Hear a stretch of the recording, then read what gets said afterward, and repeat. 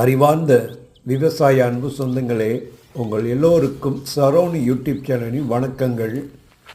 நீங்கள் பார்க்குற பூமி advertise number 887, 3 acre 98 cent, agriculture tariff எலக்ட்ரிசிட்டியோட கிணறு, ரோட்டு பக்கத்திலே இந்த பூமி இருக்குது.